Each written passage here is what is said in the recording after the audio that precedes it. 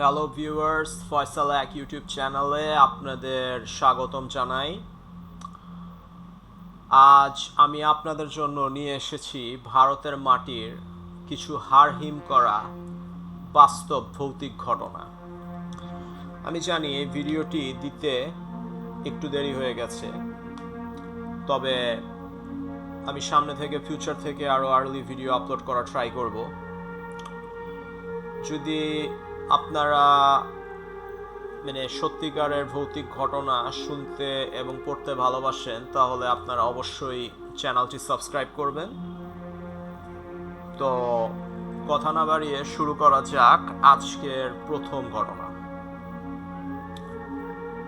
ঘটনা 1, কবরস্থানের সেই ছায়া মানব।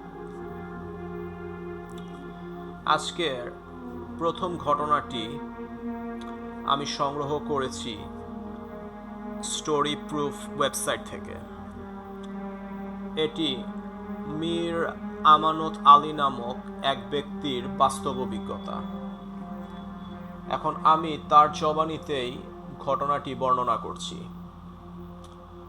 আমার নাম মীর আমানত আলী। আমি পশ্চিমবঙ্গের একটি ছোট শহরের বাসিন্দা। আজ থেকে অনেক বছর আগের কথা। যখন আমার বয়স ছিল মাত্র 9 বছর, প্রতিবার স্কুলের ছুটিতে আমি আমার নানা বাড়িতে বেড়াতে যেতাম। আমার নানা বাড়ি ছিল একটি ছোট গ্রামে। আমার নানা বাড়ি ছিল একটি ছোট গ্রামে।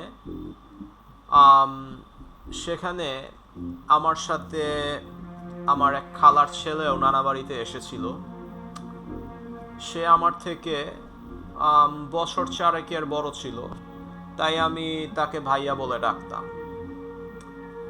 গ্রামের পাশে একবার বিশাল এক মেলা বসেছিল। আমরা দুই ভাই ঠিক করলাম মেলা দেখতে যাব। সন্ধ্যা 6টার দিকে আমরা মেলায় গেলাম, কিন্তু কড়া নির্দেশ ছিল যে রাত 10টার মধ্যে বাড়ি ফিরতে হবে। মেলাটি নানা বাড়ি থেকে প্রায় 1.5 কিলোমিটার দূরে ছিল, তাই আমরা হেঁটেই গিয়েছিলাম। মেলায় ঘুরতে ঘুরতে আমাদের খুব মজা হচ্ছিল। যখন ফেরার সময় হলো, তখন হঠাৎ ভাইয়ার কিছু বন্ধুর সাথে দেখা হয়ে গেল।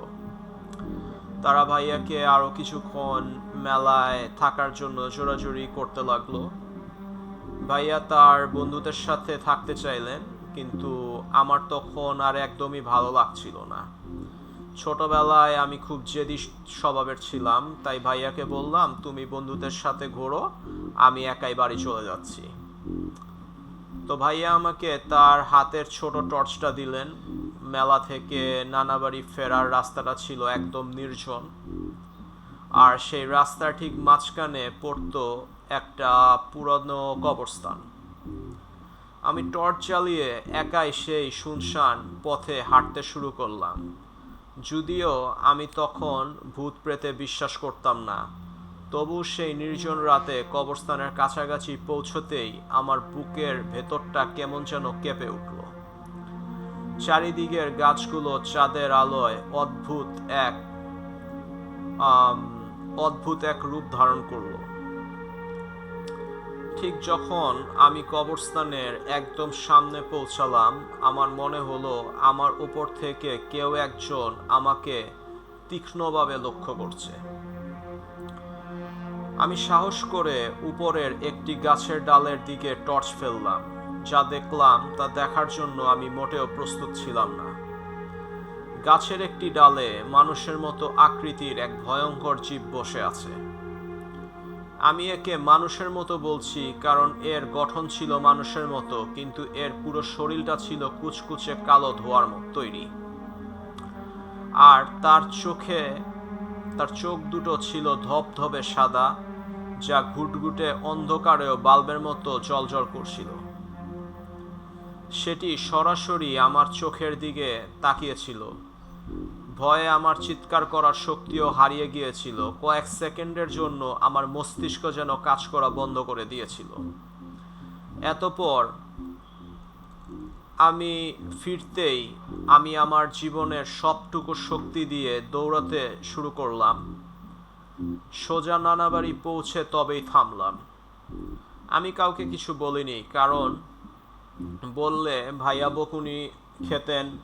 কিন্তু সেই রাতের পর থেকে আমি কখনো অন্ধকার পথে একা হাঁটিনি। এই ছিল প্রথম ঘটনা। তো এবার আমি আসছি দ্বিতীয় ঘটনায়। দ্বিতীয় ঘটনা পশ্চিম ঘাটের কুলদেবতা ও অদৃশ্য রহস্য। দ্বিতীয় ঘটনাটি কর্ণাটকের বাসিন্দা বালচন্দ্র শেঠির। তিনি তার দাদার কাছ থেকে এই অলৌকিক ঘটনা শুনেছিলেন। আমার দাদা ছিলেন খুবই বাস্তববাদী মানুষ, তাই তার বলা এই ঘটনাটি আমার পূর্ণ বিশ্বাস আছে। আজ থেকে প্রায় 50-55 বছর আগের কথা। কর্ণাটকের পশ্চিমঘাট পর্বতমালার পাদদেশে একটি ছোট গ্রামে তেজেন্দ্র নামক এক ব্যক্তি ও তার স্ত্রী শীতল ও তার 6 বছরের ছেলেকে নিয়ে তারা বসবাস করতেন। তাদের বাড়িটি ছিল গ্রামের একদম শেষ প্রান্তে, ঘন জঙ্গলের ঠিক গা ঘেঁষে। তেজেন্দ্র ছিলেন একজন সাধারণ কৃষক। একদিন সকালে তিনি মাঠে কাজ করতে যান। ফেরার সময় আকাশ ভেঙে প্রচণ্ড বৃষ্টি শুরু হলো। বৃষ্টির কারণে ফিরতে তার অনেক রাত হয়ে গেল। ওদিকে শীতল তার স্বামীর জন্য অপেক্ষা করতে করতে একসময় ঘুমিয়ে পড়লেন। হঠাৎ রাতের গভীরে এক আর্তনাদ শুনে শীতলের ঘুম ভেঙে গেল। মনে হচ্ছিল বাইরে কেউ প্রচণ্ড যন্ত্রণাদায়কভাবে কাতরাচ্ছে। শীতল সাহস করে দরজা খুলে দেখলেন তার স্বামী তেজেন্দ্র দরজার বাহিরে বসে যন্ত্রণায় গোঙাচ্ছেন। কিন্তু অদ্ভুত বিষয় হলো, তার চোখ দুটো ছিল একদম নিষ্প্রাণ, ঠিক যেন একটি লাশের চোখ। শীতল তাকে বারবার ঘরে আসার জন্য ডাকছিলেন, কিন্তু তেজেন্দ্র যেন পাথরের মতো বসে রইলেন। তিনি ঘরে ঢুকতে পারছিলেন না। এক অদৃশ্য শক্তি যেন তাকে আটকে রেখেছিল। পরদিন সকালে তেজেন্দ্র সুস্থ হয়ে শীতলকে সব কথা খুলে বললেন। তেজেন্দ্র জানিয়েছিলেন বৃষ্টির রাতে তাড়াতাড়ি বাড়ি ফেরার জন্য তিনি জঙ্গলের ভেতরে একটি শর্টকাট রাস্তা ধরেছিলেন, যেটিকে গ্রামবাসী অভিশপ্ত মনে করত। সেই রাস্তায় হাঁটার সময় তিনি অনুভব করেন এক অশুভ কিছু তার পিছু নিয়েছে। সেই অশুভ শক্তির হাত থেকে বাঁচতে তেজেন্দ্র দৌড়ে গ্রামের কুলদেবতার মন্দিরের কাছে চলে গিয়েছিলেন। গ্রামের মানুষের বিশ্বাস ছিল এই কুলদেবতা অশুভ শক্তিকে বাড়ির ভেতর ঢুকতে বাধা দেন। সেই রাতেও কুলদেবতার আশীর্বাদেই সেই অশুভ ছায়াটি তেজেন্দ্রের সাথে তার ঘরে ঢুকতে পারেনি। অশুভ শক্তিটি তেজেন্দ্রের উপর ভর করার চেষ্টা করেছিল বলেই তিনি বাহিরে যন্ত্রণায় কাতরাচ্ছিলেন। কিন্তু দেবতার শক্তিতে তিনি তেজেন্দ্রকে ছেড়ে পালিয়ে যায়। এই ছিল দ্বিতীয় ঘটনা। এবার আসি আমরা তৃতীয় ঘটনায়। ঘটনা 3, দরজার বাহিরের ছলাওয়া। আচ্ছা, এটাকে ছালাওয়া বলে আসলে বাংলায়। এই ঘটনাটি উত্তরখণ্ডের হরিশপুরা সাহেবের পরিবারের সাথে ঘটেছিল। ঘটনাটি 1995 সালের। সেবার আমার দাদা মশাইয়ের পাশের গ্রামের একটি বিয়েতে গিয়েছিলেন। তখন যাতায়াতের প্রধান মাধ্যম ছিল সাইকেল। দাদামশাই বিয়ে খেয়ে রাত 10টার দিকে সাইকেল চালিয়ে বাড়ির দিকে রওনা দিলেন। তখন চারপাশ ছিল গভীর জঙ্গলে ঘেরা। দাদামশাই বাড়ি পৌঁছে চুপচাপ নিজের ঘরে গিয়ে শুয়ে পড়লেন। মাঝরাতে হঠাৎ বাড়ির প্রধান দরজায় প্রচণ্ড জোরে ধাক্কা পড়ার শব্দে দিদিমার ঘুম ভেঙে গেল। দরজার ওপাশ থেকে অবিকল দাদামশাইয়ের গলায় চিৎকার শোনা যাচ্ছিল। দরজা খোলো, দরজা খোলো।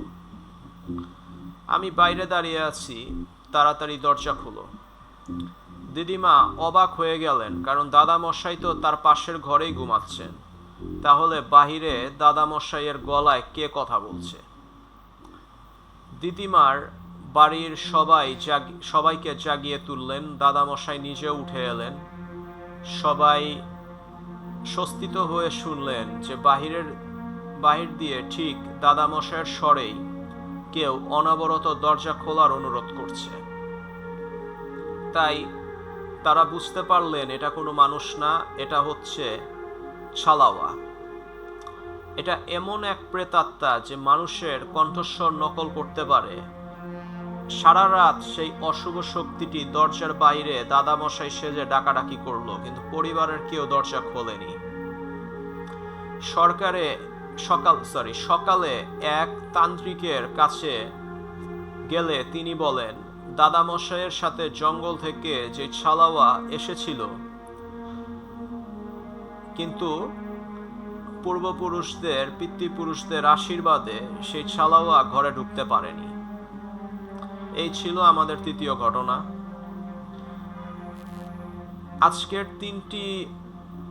আজকের শেয়ার করা এই 3টি বাস্তব ঘটনা। আপনাদের যদি এই ঘটনাগুলো ভালো লেগে থাকে তাহলে লাইক, শেয়ার এবং সাবস্ক্রাইব করতে ভুলবেন না, এবং ভিডিওটি শেয়ার করবেন এবং কমেন্ট সেকশনে জানাবেন নেক্সটে আপনারা কোন ধরনের ঘটনা শুনতে চান।